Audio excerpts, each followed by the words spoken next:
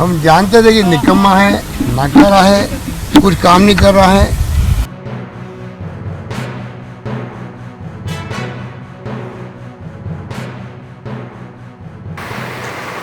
नमस्कार, खमा गणिसा, राम राम, जय माता जी सा, पगे लागना सा।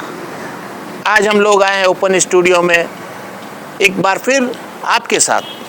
आज हम बात करेंगे राजस्थान की राजनीति के परिप्रेक्ष्य में। राजस्थान की राजनीति आप जानते हैं कि पूरे देश में एक अपना विशेष महत्व रखती है। राजस्थान की राजनीति में वर्तमान समय में हमने 3 ऐसी शख्सियतों को देखा जिन्होंने अपनी ताकत पे अपनी पहचान को बनाया। वो शख्सियत है सचिन पायलट, हनुमान बेनीवाल और गजेंद्र सिंह शेखावत। तीनों ने विपरीत परिस्थितियों में काम किया। आप जानते हैं कि दौर भैरू सिंह जी शेखावत जी से शुरू हुआ और वो दौर चलते चलते राजस्थान की राजनीति में अशोक गहलोत जी के पास आया, इधर वसुंधरा जी थे।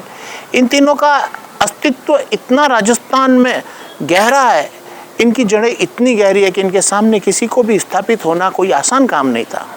अशोक गहलोत जी के लिए तो कहा जाता है, ऐसा कहा जाता है, कितना सही है कितना गलत है अलग बात है, परंतु कहा जाता है कि उनके समय से लेकर वर्तमान तक उन्होंने किसी को स्थापित ही नहीं होने दिया।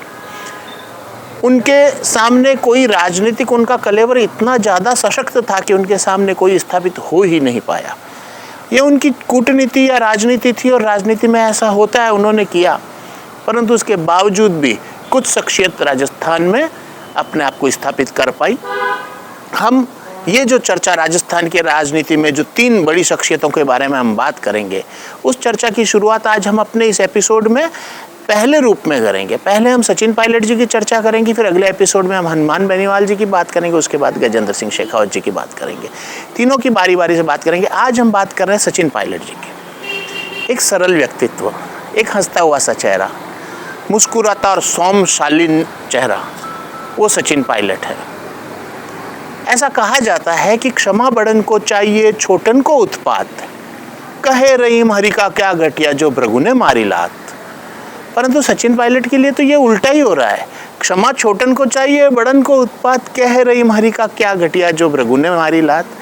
हमेशा छोटे उत्पात करते हैं और बड़े क्षमा करते हैं, पर सचिन पायलट ने तो हमेशा क्षमा का ही काम रखा। उनके ऊपर इतने हमले हुए, उनको क्या क्या नहीं कहा गया, परंतु उन्होंने शालीनता के साथ हर चीज़ को सहन किया और अपने मार्ग को आगे देखते गए और आगे बढ़ते गए। ये उनकी विशेषता थी। इसका कारण उनका जुझारूपन, उनकी सक्रियता। राजस्थान की राजनीति में बतौर प्रदेश अध्यक्ष, वैसे तो राजनीति में वह पहले राज्य की ओर से, प्रदेश की ओर से केंद्र में मंत्री भी रहे, सांसद भी रहे, परंतु पहली बार उन्होंने 2013 को जब राजस्थान में कांग्रेस चुनाव हारी थी और सिर्फ 21 सीटों तक सीमित हो गई थी, तो सचिन पायलट को आजमाया गया प्रदेश अध्यक्ष के रूप में और उन्होंने अपनी सक्रियता के साथ अपने आप को स्थापित किया। ये वो शख्सियत है जो हमेशा अपने साथ में भीड़ को आकर्षित करने में बिल्कुल सफल रही है। ये वो शख्सियत है जिसके मुंह पे हमेशा मुस्कुराहट रही है। हमने देखा ही है मानेसर की घटना के समय में उनको बहुत अटैक किए गए, उनके बारे में बहुत भला बुरा कहा। एक छोटी खबर नहीं पड़ी हुई किसी ने कि पायलट साहब को हटाना चाहिए प्रदेश कांग्रेस कमेटी अध्यक्ष थी। हम जानते थे कि निकम्मा है, नाकारा है, कुछ काम नहीं कर रहा है, खाली लोगों को लड़वा रहा है। मेरे साथ हो कि नहीं हो, मैं यहाँ बैंगन बेचने नहीं आया हूँ, मैं यहाँ कोई सब्जी बेचने नहीं आया हूँ, मैं मुख्यमंत्री बनाया हूँ। तय कर लो तुम। कल तो अशोक गहलोत के घर खड़े थे, परसों तुम AICC में CP जोशी के कमरे के बाहर खड़े थे। मैं कैसे विश्वास तुम्हारे ऊपर किया? परंतु उन्होंने हंस के मुस्कुरा के हर बात का जवाब अपनी कर्मशीलता और कर्मठता से दिया।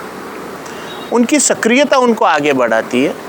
जब वो प्रदेश अध्यक्ष थे, मुझे एक दृष्टांत याद आ रहा है कि उनको बाड़मेर में 10 बजे एक कार्यक्रम में शामिल होना था, तो वो जयपुर से बाई रोड 3 बजे निकल गए और अपने जहाँ पे गंतव्य है वहाँ 10 बजे पहुँच गए। उनकी पंक्चुअलिटी तो रही है, साथ में उनकी कर्मठता भी रही है। अब आगे राजस्थान में उनका भविष्य क्या होगा? लगातार वो भीड़ को आकर्षित कर रहे हैं, अपनी बात को कहते हैं।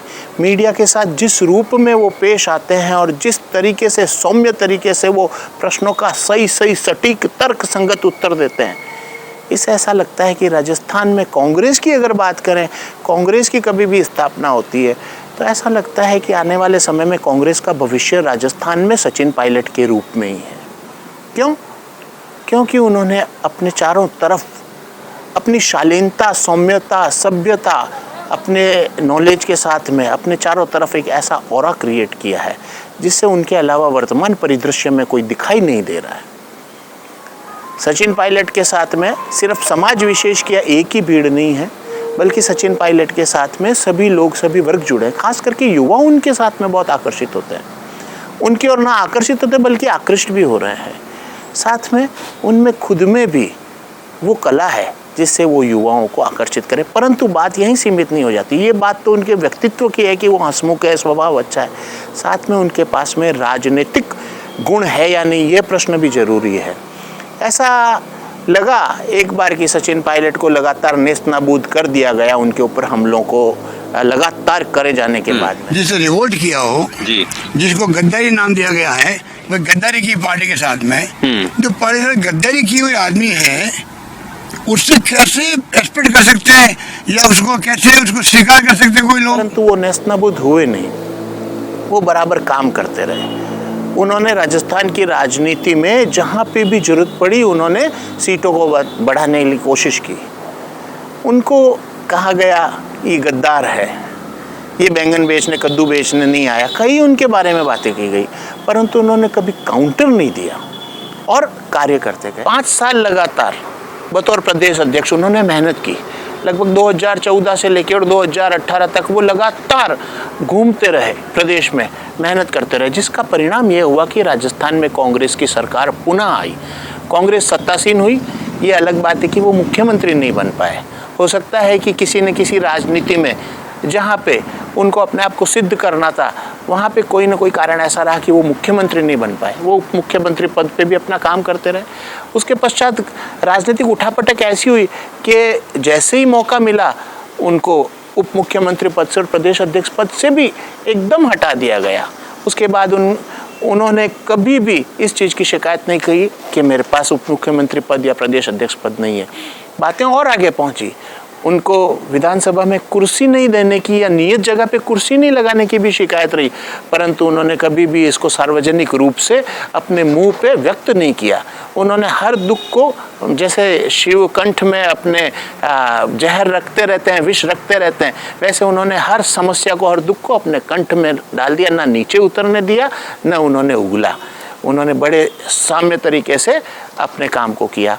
आज यही कारण है कि सचिन पायलट को देख लोग आकर्षित होते हैं, उनके चारों तरफ भीड़ आ जाती है और राजस्थान की राजनीति में सभी के लिए जो चेहरा किसी इमेज के रूप में दिखाया जाता है, दिख रहा है, या कोई इमेजिनेशन के रूप में अगर कांग्रेस की राजनीति में किसी को चेहरा दिख रहा है, वो सचिन पायलट है।